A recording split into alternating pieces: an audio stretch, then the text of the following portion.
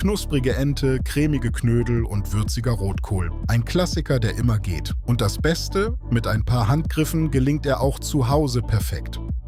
Wir beginnen mit der Ente. Dafür brauchen wir Zwiebeln, Möhren, Äpfel und Orangen, Geflügelfond, Orangensaft, eine Gewürzmischung aus Salz, Pfeffer und Beifuß. Zwiebeln schälen und grob schneiden. Möhren waschen, schälen und in Stücke schneiden. Äpfel halbieren und in große Stücke teilen. Orangen waschen, halbieren und ebenfalls grob zerteilen.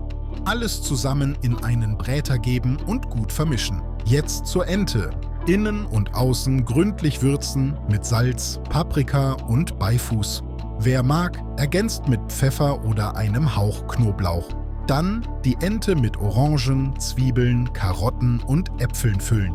In den Bräter legen, mit der Brust nach unten. Geflügelfond und etwas Orangensaft angießen, zudecken und bei 180 Grad etwa 90 Minuten in den Ofen schieben. Während die Ente im Ofen ist, kümmern wir uns um die Semmelknödel. Die Brötchen vom Vortag in kleine Würfel schneiden und in eine große Schüssel geben. Eine Zwiebel fein würfeln und in einem Esslöffel Butter glasig anschwitzen. Dann etwa 250 Milliliter Milch dazugeben und kurz erhitzen. In dieser Zeit Schnittlauch und Petersilie fein schneiden. 2 Eier in einer Schüssel aufschlagen, leicht salzen und verquirlen. Die warme Milchmischung über die Brötchenwürfel gießen und etwa 10 Minuten ziehen lassen, bis sie weich sind. Dann die Eier, die Kräuter, eine Prise Salz, Pfeffer und etwas frisch geriebenen Muskat hinzufügen, alles gut vermengen, bis eine gleichmäßige Masse entsteht. Mit angefeuchteten Händen Knödel formen und in siedendem, nicht kochendem Salzwasser rund 20 Minuten ziehen lassen.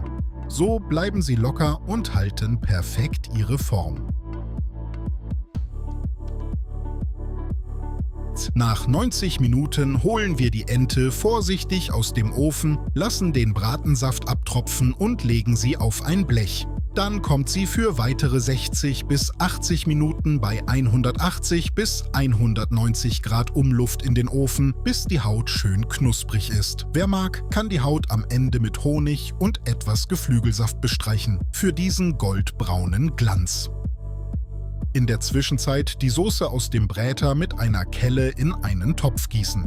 Ich benutze dafür eine Fetttränkanne. Das ist wirklich praktisch, um überschüssiges Fett sauber zu trennen.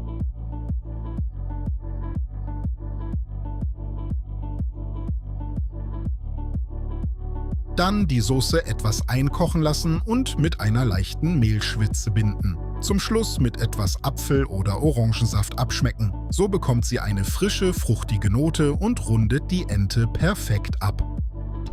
Nach etwa 90 Minuten ist die Ente soweit. Wir können sie aus dem Ofen nehmen. In der Zwischenzeit habe ich den Rotkohl nach meiner eigenen Rezeptur zubereitet. Das genaue Rezept findet ihr in der Beschreibung. Und wenn ihr ein separates Video dazu wollt, dann schreibt's einfach in die Kommentare. Den Rotkohl gebe ich jetzt in eine große Glasschale zum Servieren. Zum Schluss wird die Ente tranchiert. Ich beginne damit, die Brust in der Mitte mit einer Geflügelschere zu durchtrennen. Dann setze ich seitliche Schnitte und löse die Entenbrüste nacheinander vorsichtig aus.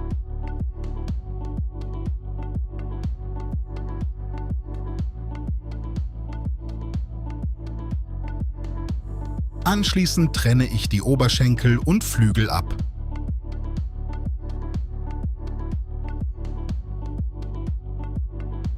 Jetzt wird angerichtet, die Ente zusammen mit dem Rotkohl und den Semmelknödeln auf Tellern anrichten, etwas von der Soße darüber geben und nach Belieben mit frischer Petersilie garnieren. Fertig ist ein klassisches Festgericht, knusprig, saftig und voller Geschmack. Ich wünsche euch einen guten Appetit. Wenn ihr Fragen habt, schreibt sie einfach in die Kommentare. Und vergesst nicht, den Kanal zu abonnieren, damit ihr kein neues Rezept mehr verpasst.